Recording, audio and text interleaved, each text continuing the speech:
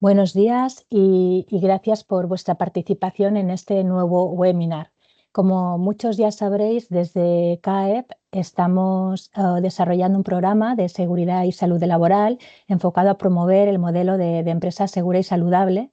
Está financiado por el Instituto Balear de Seguridad y Salud Laboral y dentro de este programa una de las líneas de actuación que tenemos es la celebración de jornadas divulgativas, técnicas y de webinars que os faciliten pues, el manteneros al día en todas aquellas cuestiones de interés en materia de seguridad y salud laboral.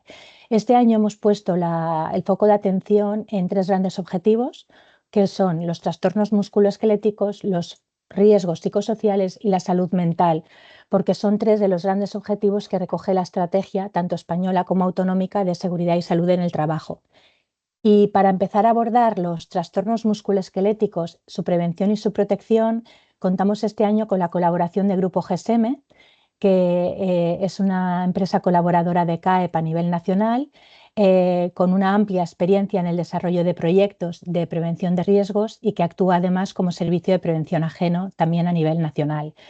Hoy nos vamos a centrar en el webinar de hoy en el sector de servicios y dentro de unas semanas haremos un webinar similar pero centrado en el sector de la construcción. Para abordar esta cuestión nos acompañan, las veis en pantalla, Isabel Dieguez, que es la directora del área de proyectos del Grupo GSM, y Olga Durán. Buenos días a las dos. Buenos Olga días. es la directora del área de ergonomía de GSM y es a quien corresponde este webinar, ¿no? Para hacerlo lo más ameno posible y bueno, sí, lo más productivo posible, lo hemos enfocado en un formato de coloquio entre ellas dos, entre Isabel y Olga. Y como es habitual, también vais a tener la oportunidad de trasladarles las dudas que tengáis o incluso que podáis compartir opiniones, experiencias, lo que deseéis.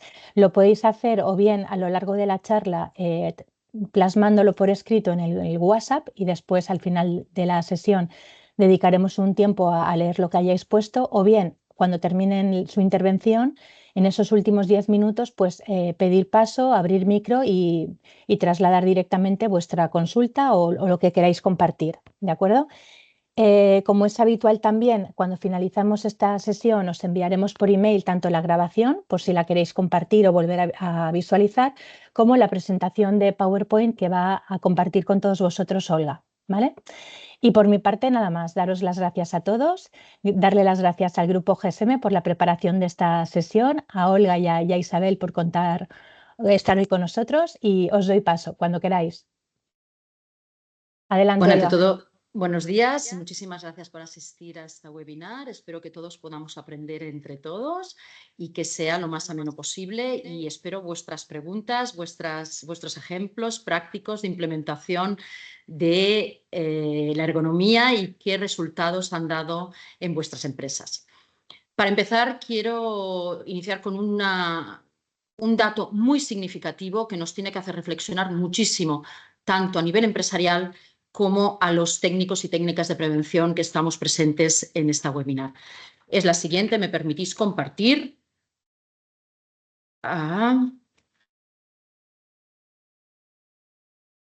¿Lo veis? Pues Perfecto. nada más y nada menos, el 30% de los accidentes con baja en la jornada de trabajo son debidos a trastornos musculoesqueléticos, debido sobre todo a sobreesfuerzos que realizan los trabajadores, trabajadoras para realizar su trabajo. Eso es un dato muy significativo porque realmente nos afecta muchísimo al absentismo laboral. El absentismo laboral, como sabéis, es uno de los grandes problemas que tenemos que resolver en el mundo empresarial.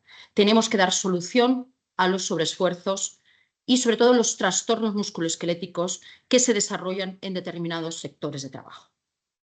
Dicho esto, también tenemos otro dato que espero que es del 2013, con lo cual lo dejamos como está, porque no se han publicado más datos aún, que dice que en la Comunidad Balear más del 82% de las enfermedades profesionales declaradas son debidas a trastornos musculoesqueléticos. Con lo cual, empezando con estos datos, creo que son lo suficientemente significativos para abordar el tema ergonómico en esta sesión que compartiremos con todos vosotros y vosotras. Olga, bueno, una vez que has aportado estos datos tan importantes y relevantes, empezando por el principio, ¿qué es una enfermedad profesional? Pues una enfermedad profesional es el deterioro lento y paulatino de la salud del trabajador debido a la exposición a unos métodos de trabajo o una actividad no sana. Las enfermedades profesionales pueden ser debidas tanto por agentes físicos, exposición a agentes físicos, como agentes químicos, como agentes biológicos.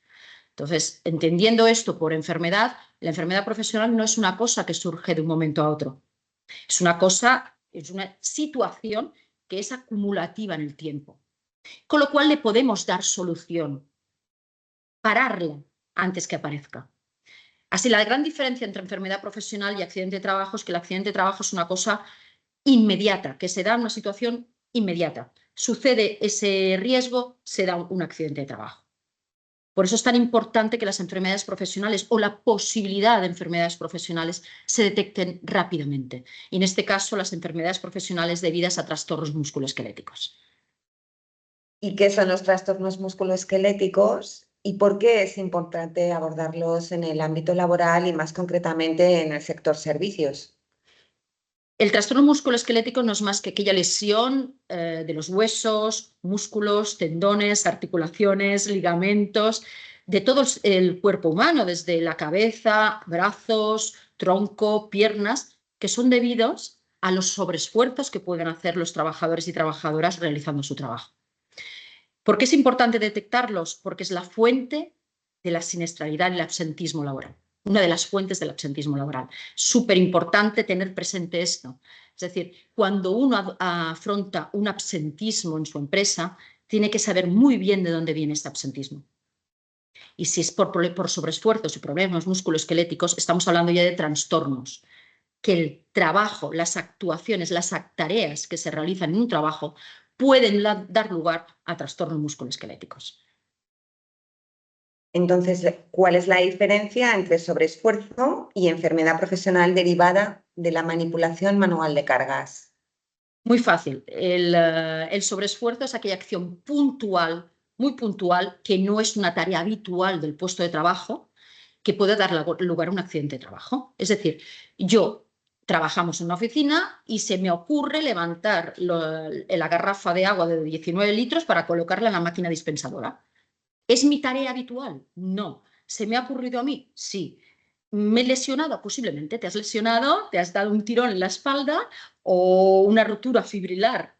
Poca rotura fibrilar porque has levantado esa garrafa de agua con técnicas no seguras, porque no estás adiestrado para hacerlo. En cambio, una enfermedad profesional derivada de trastornos musculoesqueléticos son aquella enfermedad donde el trabajadora está expuesto a requerimientos, a sobreesfuerzos determinados por manipulaciones de cargas, por posturas forzadas, por movimientos repetitivos, por aplicación excesiva de fuerza, por ambientes muy calurosos o que no son cómodos para el trabajador o trabajadora, hay infinidad, por cargas metabólicas elevadas, por infinidad de situaciones que pueden dar lugar a una enfermedad profesional. ¿Qué papel tiene la ergonomía y qué puede aportar en este sentido? Bueno, aquí el ergónoma primero tiene que actuar como técnico de prevención, con lo cual lo primero que tiene que hacer es identificar los factores de riesgo. No solo el riesgo, que está muy bien, manipulación de cargas, posturas forzadas, pero identificar cuándo se hace una manipulación de cargas, cuándo se da lugar a una postura forzada, movimientos repetitivos, etc. Ese es lo principal que tiene que hacer un ergónomo. Identificar, y todo técnico de prevención, identificar los riesgos, los factores de riesgo y saber si es necesario o no una evaluación específica ergonómica. Empezando por ahí. Una vez identificado todo esto, evidentemente tenemos que dar paso a las evaluaciones específicas ergonómicas, con la metodología establecida y consensuada sobre todo con los órganos consultores a nivel nacional, que sea la metodología aprobada por el Instituto Nacional de Seguridad y Salud en el Trabajo, y abordar esta evaluación ergonómica, que puede ser de dos tipos. Puede ser cualitativa, es decir, yo identifico factores de riesgo, o cuantitativa, identifico factores de riesgo y los valoro, les doy una valoración del riesgo. ¿Y la normativa, cómo ha evolucionado en este sentido? La normativa e incluso hablemos también de la inspección de trabajo, ¿no? ¿Cómo se posiciona en la actualidad? La normativa ha evolucionado muchísimo. En la semana pasada se publicó, que la estamos esperando muchísimo los ergónomos, la nueva guía de manipulación manual de cargas, donde allí hay unas novedades muy significativas y que nos ayudan mucho, no solo a los ergónomos, sino también a las empresas. Esta nueva guía da lugar a que haya más métodos de análisis ergonómico reconocidos ya por el Instituto, y sobre todo una novedad fundamental, y que esto quiero remarcarla claramente, que no va en perjuicio de nadie y de nada ni de ninguna empresa, que es el valor de riesgo de manipulación de cargas diferente para hombres y mujeres y para dos franjas de edad.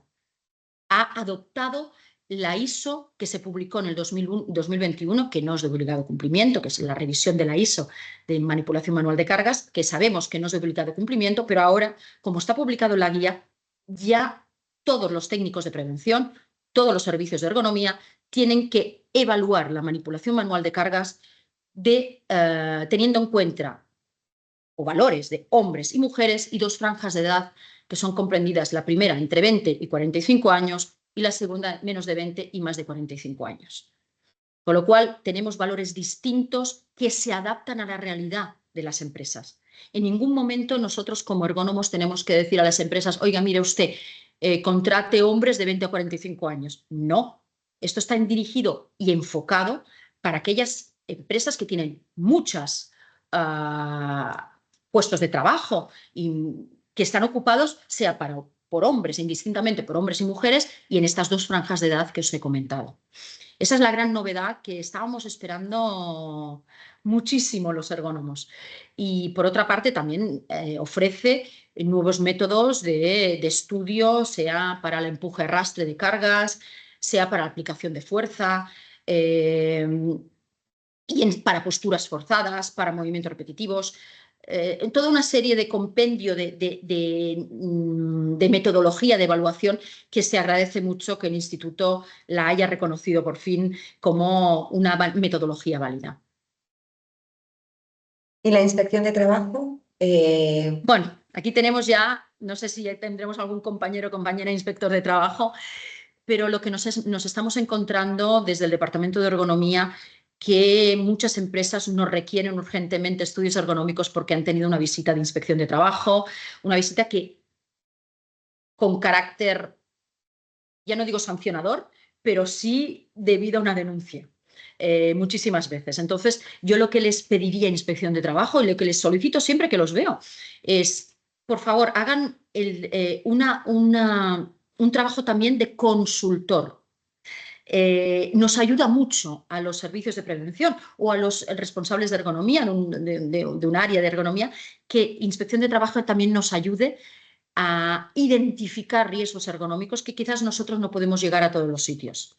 Sí que es nuestra labor como servicio de prevención ajeno, pero hay muchas empresas que no tienen servicio de prevención ajeno, que tienen un servicio de prevención propio, y también nos ayudaría mucho que Inspección de Trabajo nos echara una mano sobre esto. Órgano consultor, participativo, de recomendación, no solo un requerimiento posible sancionador, sino un órgano consultor. Sé que mis compañeros inspectores de trabajo, muchos lo hacen, les cuesta el esfuerzo porque, bueno, como siempre, la administración pública quizás no está bien dimensionada en cuanto a número de inspectores, pero sí que nos ayudaría muchísimo en este campo. Nosotros desde los servicios de prevención también hacemos esta parte divulgativa y las mutuas, no nos vamos a olvidar, las mutuas que gestionan el absentismo, que miran el absentismo laboral, también hacen una labor muy importante de sensibilización y que agradecemos muchísimo a mis compañeros y compañeras de mutuas de accidentes de trabajo o mutuas privadas también se ponen, porque muchas empresas tienen mutuas privadas de salud y también hacen campañas así.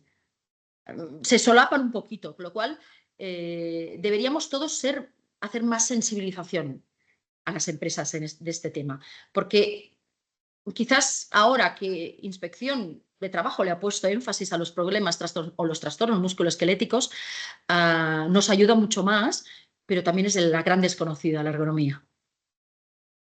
Bueno, ahora ya vamos a adentrarnos un poco en cómo abordar los trastornos musculoesqueléticos desde la empresa, ¿vale? ¿Cómo lo abordamos, Olga? ¿Cómo habría que hacer? ¿O qué es lo que habría que hacer? Primero, yo creo que las empresas deberían consultar siempre con sus mutuos de accidentes de trabajo para el informe de siniestralidad laboral. Aquí el técnico de mutuas, el técnico cargo a cuotas, como empezamos casi todos en el mundo de la prevención, tienen la obligación de asesorar a las empresas y de explicarles cuál es su absentismo laboral y a qué es debido el absentismo laboral. Y yo siempre que vamos a actuar, mi grupo de trabajo, que siempre que vamos a actuar en una empresa, lo primero que solicitamos es el informe de mutua de absentismo laboral, porque quiero ver cuánto de importante es el absentismo laboral en trastornos musculoesqueléticos. ¿Verdad? Quiero saber ese dato, porque es un dato fundamental. Hemos hablado que el 30% de los accidentes de trabajo son debidos a trastornos musculoesqueléticos. Sí, pero es que hay empresas que ese 30% no se cumple. Es un 40, un 50% del absentismo laboral. Con lo cual es un indicador fundamental de que ahí pasa alguna cosa y que tenemos que actuar. ¿Cómo vamos a actuar los servicios de prevención? ¿O cómo actuamos? ¿O cómo debería actuar todo técnico de prevención? Como os he dicho, solicitando el informe de siniestralidad laboral, analizándolo con la empresa y proponiendo en aquellos sectores, tareas que pueden ser más lesivos a nivel musculoesquelético, proponer actuaciones que vienen tanto por evaluaciones ergonómicas fundamentales, cualitativas y cuantitativas. Al final la cualitativa te está diciendo si tiene riesgo o no, y si tiene riesgo tendrás que realizar una evaluación cuantitativa, tipificar ese riesgo, valorar ese riesgo y proponer recomendaciones. Estas recomendaciones no vienen dadas solo por automatiza el proceso, eso no se hace, no se debería hacer, sino vamos a analizar por qué te lesionas y cómo podemos ayudarte, tanto por la parte del servicio de prevención, por el técnico de prevención, como por la parte de la empresa. Nosotros, como técnicos de prevención, proponemos soluciones, pero al final no estamos el día a día allí y no sabemos si son efectivas o no, o pueden ser efectivas o no. El ejemplo claro lo tengo, si me permitís, en una empresa cosmética, sector servicios, manufactura cosmética, donde todo el proceso, y se caracteriza así la empresa, todo el proceso es manual. Manual quiere decir que embotellan manualmente, que cierran el envase manualmente, que etiquetan manualmente, que conforman las cajas manualmente y que introducen el producto una vez rellenada, sea tarro, sea botella, de manera manual. ¿Entendéis que aquí no puedo decir que automaticen el proceso porque es una identidad de la empresa?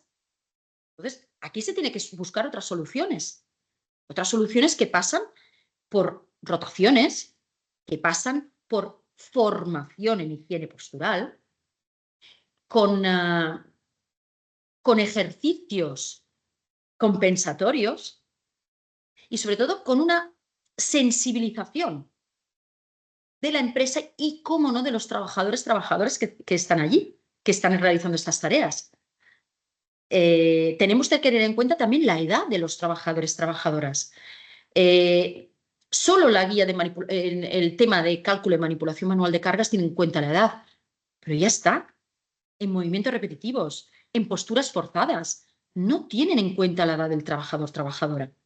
Y es aquí donde tenemos que incidir con otro tipo de campañas, como sensibilización, formación en higiene postural, en técnicas seguras de trabajo. Eso es muy importante porque no nos podemos quedar en automatiza el proceso o compra un manipulador de sacos o compra rodilleras. No, hay que dar mucho más, mucho más. Y ese mucho más pasa en un buen asesoramiento a las empresas. Olga, ¿cuándo se hace una evaluación ergonómica? ¿Cuándo se debe hacer? Se debería hacer cuando en la evaluación de riesgos se identifican problemas ergonómicos.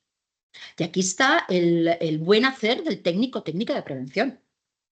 Solo que tú identifiques riesgos ergonómicos, ya deberíamos hacer una evaluación de riesgos ergonómicas más específica de la tarea o tareas que comportan una posible lesión o trastorno musculoesquelético.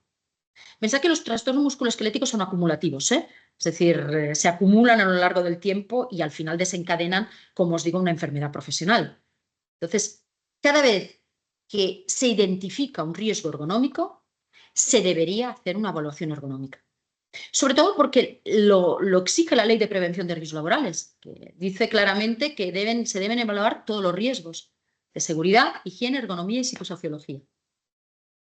Olga, entiendo que tiene un papel importante la biomecánica laboral. En este sentido, ¿cuál es su relación con la ergonomía y cuál es ese papel tan importante? La biomecánica es fundamental. Yo ya no concibo una implementación de un programa de salud físico a las empresas si no hay biomecánica. La ergonomía o los métodos de estudio ergonómicos lo que te dicen es tipificar el riesgo. Pero ¿qué nos estás exigiendo las empresas cada vez más? Es, Olga, una vez yo tengo tipificado el riesgo y tengo un mapa de riesgos de mi empresa, es decir, tengo las diferentes tareas evaluadas ergonómicamente, ¿cómo tengo que hacer las rotaciones? ¿Cómo la persona que me viene de una baja de largo tiempo puedo incorporarla en el puesto de trabajo? ¿Cómo lo tengo que hacer? Y para mí la biomecánica aquí es fundamental. ¿Por qué? Porque me mide el riesgo articular de esa tarea, de todas las articulaciones implicadas en esa tarea. Si yo tengo un mapa de riesgos donde veo el riesgo articular de cada tarea, yo puedo hacer rotaciones, yo puedo introducir personal sensible a trabajar, puedo adaptar el puesto de trabajo, por ejemplo, a las embarazadas, a las gestantes. Yo puedo adaptarlo, porque sé exactamente, a través de la guía SEGO, por ejemplo, cuántas manipulaciones de carga puede hacer, qué peso puede llevar a cabo, cuántas inclinaciones de tronco puede hacer. Y eso es fundamental. Es la ergonomía personalizada. Incluso la biomecánica puede hacer estudios biomecánicos personalizados a un trabajador-trabajadora.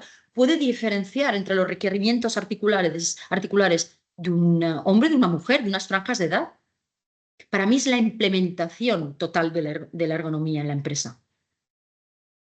Con lo cual me sirve de ayuda, porque no nos engañemos, las empresas lo que quieren es disminuir el riesgo y saber rotar hacia qué estaciones o tareas tienen que rotar, cuánto tiempo tienen que estar en esa tarea para no lesionarse.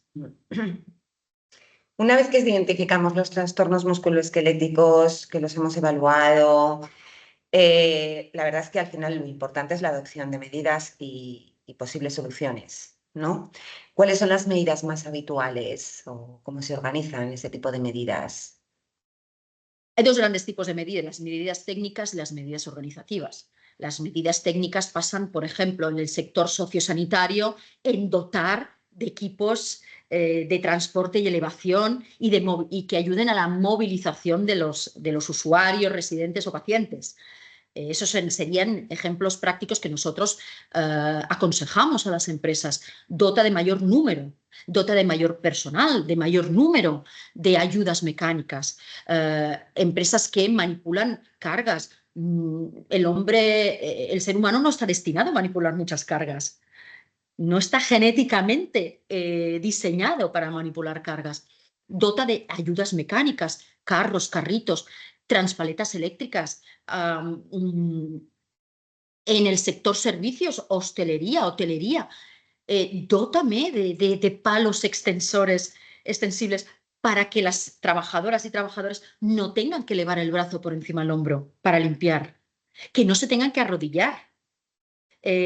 Carritos lo suficientemente ágiles para desplazarlos, para que no tengas que hacer un esfuerzo excesivo para desplazarlos. Carritos, por ejemplo, que entren en las habitaciones, que sean suficientemente estrechos, que entren en las habitaciones de nuestros compañeros camareros y camareras de pisos para limpiar, que no tengan que manipular el cubo, por ejemplo, de la fregona manualmente, que no tengan que hacer excesivo esfuerzo al estrujar la fregona, el mocho. Dotar de ayudas, de pequeñas ayudas que al final obtienes grandes resultados. Cambiar métodos de limpieza.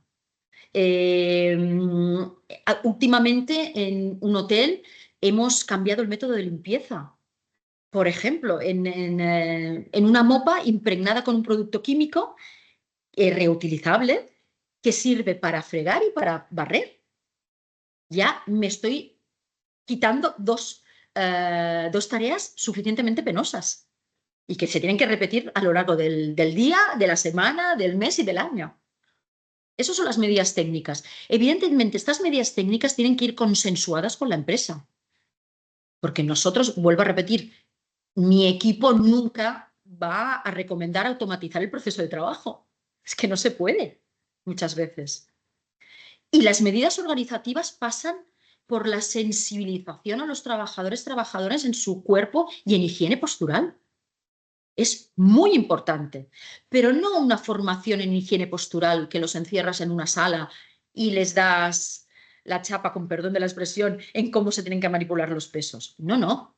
En una formación in situ, adaptada a ese puesto de trabajo, a esos grupos musculares que requieren ese sobreesfuerzo, a cómo tienen que hacerlo, a cuáles son los ejercicios compensatorios que tienen que hacer, cuáles ejercicios de calentamiento tienen que hacer al iniciar la jornada y al finalizar la jornada.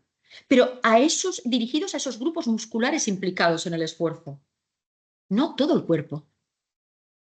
Y eso es fundamental. Hemos tenido muchísimo éxito en estas cosas, en estas propuestas de mejora, que pasan en sensibilizar a la empresa y a los trabajadores y trabajadoras, en enseñarles a cómo colocar su cuerpo para hacer las tareas, cómo recolocarlo y sobre todo qué ejercicios tienen que hacer de calentamiento. Son 3 minutos de su jornada de trabajo, máximo 5. Y eso está dando unos resultados que no os los podéis ni imaginar, porque conciencia al trabajador de trabajadora de su cuerpo, del por qué le duele su cuerpo, de por qué le duele la espalda, por qué le duelen los hombros, por qué le duelen los brazos. Y esas son las medidas organizativas, rotaciones. ¿Cómo tienen que ser estas rotaciones? ¿Cuándo? ¿Por qué se tienen que hacer estas rotaciones? Analizándolo bien con la empresa, proponiendo eso, ser consultores en ergonomía, no meros realizadores de evaluaciones ergonómicas. Bueno, has hablado de medidas organizativas, técnicas, has hablado de higiene postural. De acuerdo. ¿Qué importancia tiene el seguimiento de estas medidas? Su implantación, su seguimiento, ver resultados. ¿Qué importancia tiene? Es fundamental. Es fundamental, pero este seguimiento tiene que estar acompañado por el ergónoma. No puede la empresa que, por ejemplo, contrata un servicio de prevención, no nos podemos quedar en decirle lo que tiene que hacer y cómo lo tiene que hacer. Es que hacerle el seguimiento también de los resultados de todo esto. El seguimiento se hace sobre todo en inversión y en creer que esto va a ser factible, pero no a corto plazo. A lo mejor a corto plazo no, esa inversión a corto plazo no te da efecto, pero sí te la da a medio a largo plazo. Un ejemplo práctico es que nos sentimos muy orgullosos en el área de ergonomía cuando reincorporamos a gente con enfermedades profesionales a realizar su trabajo, sobre todo el sistema musculoesquelético, mano-brazo. La reincorporamos, ¿por qué? Porque les enseñamos a cómo hacer su trabajo, a cómo posicionarse, a que no le duela el hombro, a que no le duele el codo, a que decirle también cómo tiene que actuar en el ámbito privado también de su casa. Está muy bien hacerlo esto en el trabajo, pero también en el ámbito privado cuenta cómo tiene que llevar las cargas, cómo tiene que ir a comprar, cómo tiene que cogerlas. Todas estas cosas son fundamentales y el seguimiento se hace así en los índices de siniestralidad, de absentismo laboral. Estamos muy orgullosos cuando podemos introducir otra vez a esas personas que presentaban una enfermedad profesional a hacer su trabajo. Entonces, este seguimiento tiene que ser, y tiene que darse, y tiene que acompañar. Tenemos que acompañar a la empresa a hacer este seguimiento. Y tenemos que evaluar otra vez la efectividad, la eficacia de estas medidas. Y uno de los primeros factores, evidentemente, es que primero que las personas, los trabajadores, trabajadoras las hagan, y dos, que los índices de siniestralidad, de absentismo, bajen. Si baja un 1%, un 2%, me doy por satisfecha el primer año. No podemos pretender que bajen un 20%. Tiene que ser una cosa paulatina y acompañada también por el ergónomo o ergónoma que te haga este trabajo de consultor. ¿Cuáles son las principales dificultades que tienen las empresas en general, ¿no? Bueno, pues a la hora de abordar todo este tipo de temas, ¿no? Y de ver cómo lo pueden ir implantando en su organización. Yo creo que el principal factor es que a lo mejor se sienten un poquito solos. ¿De acuerdo? Que los técnicos de prevención aquí deberíamos hacer también una parte nuestra de mea culpa de asesorar bien a las empresas. ¿De acuerdo? De hacerles ver la importancia de hacer estas acciones. Los resultados, los ejemplos que tenemos nosotros de empresas del mismo sector que han adoptado ese tipo de medidas. Por otra parte, evidentemente, esto es un coste para la empresa y un coste que se va a revertir en salud, en productividad. Eso os lo garantizamos. Si nos dais fe, garantizamos que esto se va a recuperar en tener la gente más contenta, más productiva, menos absentismo. Entonces, ¿es un coste? Claro, es un coste inicial que tienes que creer en ello. Y ese coste, si el técnica de prevención hace bien su trabajo, el ergónomo hace bien su trabajo y es un consultor en ergonomía, os aseguro que esto se va a notar a medio y a largo plazo y se va a notar rápidamente. Casos de éxito. Olga, llevas muchos años trabajando en ergonomía. Casos de éxito o, bueno, casos de empresas de distinto sector de actividad donde de alguna manera tú sientas que, bueno, pues que ha habido resultados positivos, ¿no? Y casi hasta te sientas orgullosa de tu trabajo. Y yo todas las empresas que toman o que realizan alguna acción preventiva ya me siento muy orgullosa porque sé la dificultad que tienen en hacerlo. Muchas veces es muy difícil hacerlo. Y pequeños cambios hacen la gran diferencia, ¿no? Les digo siempre, pequeños cambios, vas a notarlo. Que me siento orgullosa, pues especialmente de un hotel donde introducimos la biomecánica, donde vimos los requerimientos biomecánicos de las camareras y camareros de pisos y donde hicimos formaciones a medida en función de ese resultado. Formaciones de higiene postural, de reposicionar el cuerpo, de ejercicios de estiramiento y de relajación, de ejercicios de fortalecimiento de esos grupos musculares implicados en el trabajo. La empresa nos creyó al servicio de prevención, en este caso, y hizo un grandísimo esfuerzo en comprar camas elevables. Y eso se notó muchísimo, muchísimo. sobre todo a nivel de espalda de las trabajadoras y trabajadores que realizan estas tareas. Sí que es un esfuerzo enorme porque una cama elevable no es barata, pero sí que hicimos un plan de acción. Es decir, no tenemos que cambiar las camas todas de golpe, es un plan de acción. Empecemos por estas habitaciones donde son más complejas, donde hay más requerimiento ergonómico, en el comprar carritos estrechos para que entren en la puerta de la habitación. Cosa que a veces dices, no, ya está, ya está fuera. No, es que estoy disminuyendo el trayecto para ir a buscar los útiles de trabajo o el peso de la ropa de cama. Otra cosa que hicimos y que tuvo mucho éxito es sensibilización, en enseñar a comer en nutrición. Porque, claro, cuando haces un trabajo con requerimientos ergonómicos, es como un ejercicio, estás haciendo un ejercicio. Y si no comes bien y no te alimentas bien, no vas a rendir. Y tuvimos sesiones con un nutricionista de comer, de qué es lo que tenemos que comer, cómo lo tenemos que comer, cuándo lo tenemos que comer. Y eso el hotel estuvo al frente, y doy gracias al responsable del comedor para trabajadores que creyó en esto. En las clases, en las sesiones con el nutricionista que le enseñó, le diseñamos un menú a todo el personal de cómo tenía que comer, qué tenía que comer. Y eso os aseguro que ha dado unos resultados, bueno, inmejorables. La gente va contenta a trabajar. A ver, el trabajo, entendedme, es trabajo y, bueno, ir contento o no contento ya nos cuesta un poquito a las 6 de la mañana cuando nos levantamos, o antes. Pero se nota que las personas, no hay tanto absentismo, no hay tantas bajas. Es decir, la gente no se va a otro sitio porque está contenta allí.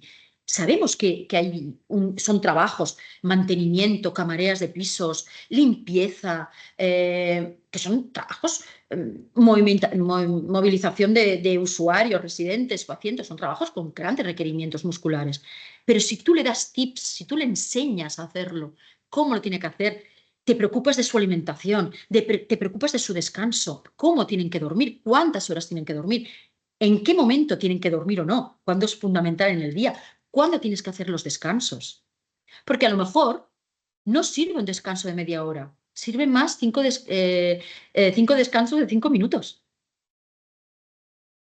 Eso es ese tiempo de recuperación muscular. ¿Cuándo lo necesito yo? ¿Es necesario hacer 30 minutos de descanso? ¿O a lo mejor 20 minutos y cada 2 horas 5 me va bien?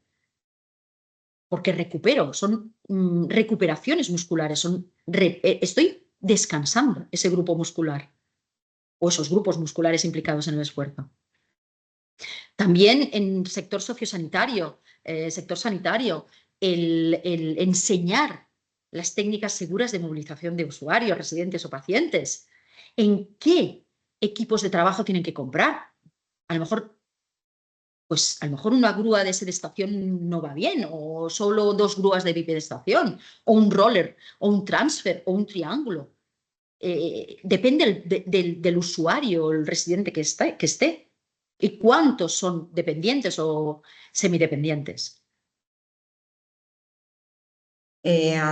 Olga, yo creo que hemos dado un paseo por el mundo de la ergonomía relacionado con el ámbito laboral. Hemos hablado de identificar riesgos, hemos hablado de adoptar medidas, hemos hablado de normativa, de la inspección del trabajo, de la importancia que es trabajar de forma multidisciplinar, ¿no? con otras disciplinas como la biomecánica laboral. Pero ¿qué coste puede tener todo esto para una empresa? Porque a veces yo me imagino que piensan pues, que es un coste muy elevado y realizar una inversión de este tipo, pues a lo mejor no se puede asumir. Claro, lo entiendo perfectamente, y es más, nosotros lo que hacemos es no hacer todos los estudios ergonómicos de golpe.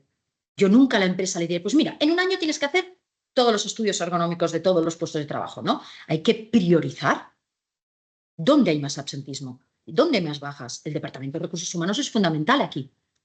o el responsable de planta, o la gobernanta, o el responsable de zona. Es fundamental crear una actuación en el tiempo con la empresa. Sabemos que es una inversión, porque todas estas cosas, no nos vamos a engañar, no son muy baratas. No son baratas, pero os puedo asegurar que si hacemos un buen planteamiento de actuación, este resultado, esta inversión, te va a beneficiar mucho, porque te va a venir como clima laboral favorable, menos absentismo, menos bajas, menos, realmente más contento tienes el equipo. Para eso es fundamental también que la empresa crea en esto. Y una de las cosas que nosotros también le recomendamos a las empresas cuando abordan todo el post evaluación ergonómica, es crear los líderes en ergonomía dentro de su propia organización. Es decir, son aquellas personas que hacen el seguimiento de las actuaciones que hemos propuesto. Son aquellas personas que incitan o que acompañan a los trabajadores, trabajadoras a hacer los ejercicios de calentamiento matutinos. Bueno, matutinos, en función de cuándo te incorporas a trabajar, o de tarde o de noche, que son los que se aseguran que los trabajadores y trabajadoras los hagan, porque los hacen con ellos. Son los que se aseguran que al final de la jornada laboral se vuelva a hacer ejercicios de estiramiento. Tan fácil como crear estos, puede ser, por ejemplo, la gobernanta mismo, en un hotel, el maître en un restaurante, la responsable de planta en una planta de hospitalización, o un sociosanitario, o la directora del sociosanitario.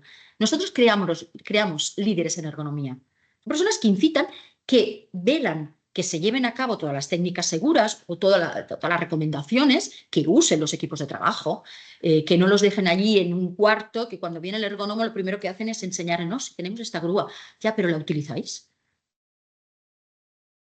Es la gran pregunta. Entonces, eso es fundamental que la empresa crea, y que cree estos líderes en ergonomía, que hagan el seguimiento, que nos reporten a nosotros, los ergónomos, qué está pasando, y si lo hacen o no lo hacen, o el día a día, como lo ven ellos y ellas, que nos digan dónde podemos mejorar también. Olga, nos has hablado de algún sector de actividad que tú recuerdas como caso de éxito. Pero yo ahora te pregunto, ¿algún caso en el cual alguna empresa donde hayas trabajado la ergonomía en la que tú te sientas especialmente satisfecha como ergónoma, como profesional de la ergonomía? Pues hemos trabajado muchísimo con el sector servicios, y sobre todo con hotelería.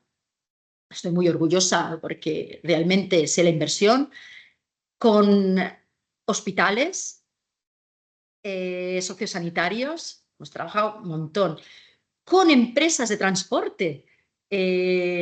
Claro, las personas que están sentadas conduciendo, también le tienes que hacer una formación específica en ergonomía, en higiene postural, cómo se tienen que sentar, cómo tienen que bajar del camión, cómo tienen que subir del camión, qué ejercicios tienen que hacer cuando están esperando, cuando están repostando, por ejemplo. Cada cuándo tienen que parar, cómo tienen que hacer esa parada. Aparte, para no dormirse, que esto ya es fundamental, es: bájate de la furgoneta, bájate del camión, haz ejercicios. Sector limpieza, ni os cuento. Es decir, hemos implementado muchísimos métodos de trabajo distintos, que no es el pasar el mocho y fregar, que está muy bien, pero hay otras alternativas. Limpieza de baños. Hemos implementado, pues, productos químicos que no necesitan el frote, que lo dejas actuar y con el aclarado ya hay bastante, y se secan muy rápidamente. Eso es hablar con los proveedores, investigar un poquito, porque el ergónomo también tiene que investigar un poquito de qué soluciones puedes aportar a la empresa. Se me ocurren infinidad. Laboratorios químicos, plantas de producción química, donde se piensan que todo está muy bien y no está tan bien. Sector logístico, los que nos reparten la fruta, verdura y pescado y carne. plantas, polos logísticos. Hemos trabajado muchísimo en ellos, muchísimo. Y con la biomecánica ni os puedo contar cuánto estamos trabajando en polos logísticos. Supermercados, muchísimo también. Es tan grande el sector servicios, Isabel, que no pararía de poner ejemplos claros de ergonomía y biomecánica. Pero vuelvo a repetir, si vosotros y vosotras creéis en la ergonomía, tenéis que creer en la biomecánica. Ahora está muy de moda la inteligencia artificial y se está dando métodos de evaluación basado en la inteligencia artificial.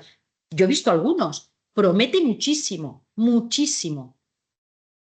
Pero a mi entender y bajo mi humilde opinión, aún estamos un poquito alejados.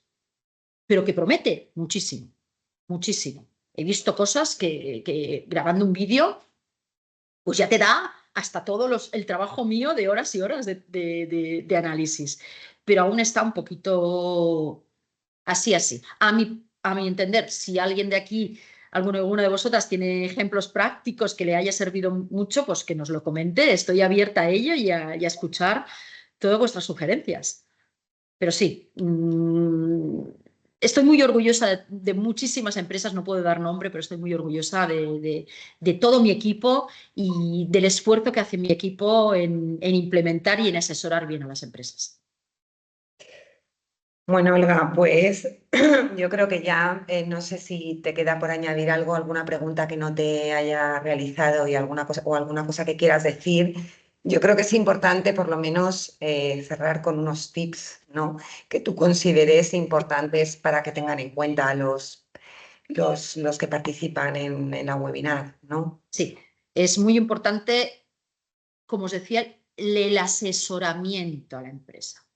El no solo realizar el estudio ergonómico, que está muy bien, pero explicarle qué quiere decir esto, por qué lo vamos a hacer así, cómo lo vamos a hacer, la participación de los trabajadores y trabajadoras, de los delegados de prevención, del Comité de Seguridad y Salud. Esto es un trabajo conjunto. No te tienen que ver como la mala que me viene a decir que todo está mal. No, te vengo a dar soluciones, te vengo a tipificar el riesgo, a darle un valor y aportarte junto con los delegados, delegadas, los representantes laborales de los trabajadores y trabajadoras, la empresa, el Comité de Seguridad y Salud, incluso inspección, y los técnicos habilitados del Instituto Nacional de Seguridad y Salud en el Trabajo, a darte soluciones. Y eso es importantísimo. Y creer en lo que es la inversión en la salud del trabajador y trabajadora. Es importantísimo. Como te decía, para finalizar voy a pasar una pequeña transparencia.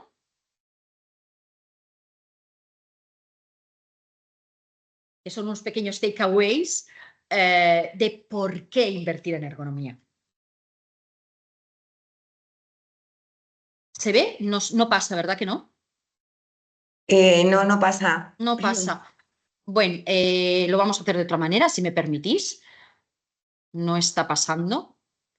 Veo que no funciona bien esto. Me sabe mal, pero ahora lo compartiré de otra manera, que es así que lo vamos a ver. Lo vamos a ver peor, pero lo vamos a ver. ¿Lo veis? ¿Sí, no? No, no. ¿No se Sigue los ve? takeaways. No, ¿Solo se ve takeaway y no se ve nada más? no se ve nada más. Pues tenemos algún problema en la presentación. Voy a compartirla otra vez, pero si no lo hablo, no os preocupéis. Lo que no se te ve es a ti en pantalla. Vale, no se me ve a mí. Ahora se me ve. Porque Ahora salía... sí. Sí. A ver. No se ve, ¿verdad? No.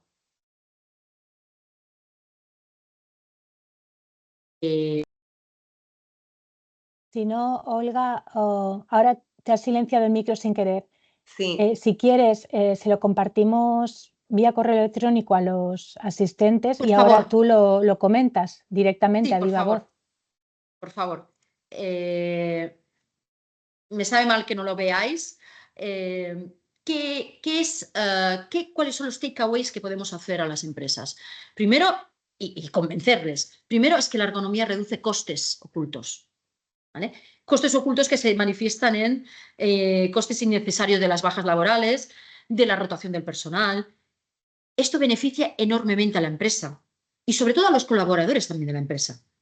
Incrementa la productividad, disminución de costes, de absentismo, incremento de productividad. Los trabajadores van contentos, van seguros, tienen en cuenta la empresa. Es decir, ¡jo!, está haciendo algo por mí, está haciendo algo para mejorar mi salud. ¿De acuerdo? Mejora la calidad del trabajo, mejora el ambiente, mejora la imagen corporativa. Esto está clarísimo. Una empresa con bajo absentismo, donde las personas están contentas o van satisfechas a trabajar, no tienes tantas rotaciones ni tanto absentismo o que las personas se te van de un día para otro. ¿De acuerdo? Atrae talento el fortalecer tu imagen corporativa. Y, sobre todo, y fundamental, que hay un retorno de la inversión. Y eso lo podemos garantizar. Me gustaría tener la varita mágica y deciros cuándo habrá el retorno, si en un mes, en 3 meses, en un año, pero os puedo asegurar que este retorno se va a dar. Os lo podemos asegurar por nuestra experiencia en el campo, que son de ya unos poquitos de años. ¿De acuerdo? Entonces, eso era yo lo que quería pasar con una transparencia que sí que realmente se va a dar, se os va a dar, pero que estamos muy orgullosos desde GSM, desde el Servicio de Prevención y desde todos mis compañeros y compañeras que lo estamos viendo cada día. El retorno se da y se da incrementado muchísimo en la inversión. Bueno, Olga, pues como siempre un placer hablar contigo. Muchísimas gracias. Muchísimas gracias al Instituto Balear de Seguridad y Salud Laboral y a CAEP por permitirnos participar en este tipo de webinars y aportar nuestro granito de arena. Y no sé si ahora habrá preguntas, Mavia. Sí, sí. Sí, os invito a que hagáis las preguntas que queráis a Olga, tanto como decíamos al principio, o bien pidiendo paso para abrir micro y trasladarla directamente, o bien a través del chat. En el chat ya hay una. No sé si tú la lees, Isabel, o queréis que yo os la lea a vosotras. Sí, pues si quieres la leo yo. Venga. Buenos días a todos, gracias por la puntualidad. Bueno, no, esta no, perdón. Mi nombre es Miguel Ángel Ocaña y soy facultativo en un laboratorio de análisis genéticos. Mi pregunta es la siguiente. Debido a los diferentes puestos de trabajo existentes en un laboratorio de análisis genéticos, desde el punto de vista de la ergonomía, ¿cómo se puede afrontar las diferentes tensiones que se producen cuando se trabaja en un pollata de laboratorio, utilizando micropipetas dentro y fuera de cabinas de seguridad biológica tipo 2, en cuartos oscuros, de pie, utilizando la luz ultravioleta y en puestos de trabajo frente al ordenador para revisar y emitir informes técnicos, datos y emitir informes técnicos? También, aunque se escape un poco del campo de la ergonomía, pero como técnico experto en prevención de riesgos laborales, ¿cuáles serían las medidas de precaución ante la exposición a productos cancerígenos, teratogénicos y mutagénicos en los laboratorios de análisis genéticos, tanto líquidos como gaseosos? Ante todo, muchísimas gracias, Miguel Ángel. Tu pregunta es extensa. Podríamos aquí hablar muchas horas de ella. Sí, tenemos mucha experiencia en laboratorio. ¿Qué estamos viendo en un laboratorio? En un laboratorio estamos viendo muchas posturas, primero por la altura de las pollatas. Las pollatas son los bancos de trabajo, la superficie de trabajo. Lo ha dicho en nombre técnico. Esta superficie de trabajo hay que adaptarla a todos los valores antropométricos de todos los trabajadores y trabajadoras. Ya es difícil hacer esto. Sí que hay unos márgenes de alturas entre hombres y mujeres. Nosotros preferimos quedarnos un poquito altos que un poquito bajos. Yo os diré por qué. Porque cuando estás un poquito alto, lo soluciono con unas banquetas o un reposanalgas, unas banquetas donde tengan, si es una banqueta, donde tengan un soporte lumbar y donde puedan apoyar bien los pies en un soporte de la misma banqueta. O si es con reposanalgas, que sean unos reposanalgas adecuados que me permitan una manejabilidad buena para, por ejemplo, mirar el microscopio, micropipetear, no tenga que doblar demasiado la espalda. ¿De acuerdo? Sí que es un tema complejo, porque ya os digo que en laboratorio me puedo encontrar una persona de 1,80 m y otra persona de 1,40 m. Entonces, claro, la altura de las polletas tiene que ser la ideal. Esto como las oficinas. Cuando no llegas, cuando te regulas bien la altura de la silla en función del puesto de trabajo, de la mesa de trabajo, si no llegas al suelo te pongo un reposapiés. Pues más o menos lo mismo. En cabinas de flujo laminar, allí normalmente, cabinas de clase 2, flujo laminar, allí normalmente las personas, los trabajadores y trabajadoras están sentados, con lo cual ese asiento tiene que ser lo más ergonómico posible. Es decir, sea un asiento que envuelva bien la zona lumbar. Ellos siempre están un poquito tirados hacia adelante porque están pipeteando. Tienen que poner los productos dentro de la cabina y están siempre un poquito más hacia adelante. Pues que ese hacia adelante tenga mi zona lumbar bien acomodada, bien apoyada, con cojines lumbares, con sillas que te acompañen en el respaldo. Intentar que no trabajen mucho dentro de la cabina, porque entonces hacen una abducción de brazos considerable y se cargan el trapecio, que siempre el pobre lo tenemos muy abandonado.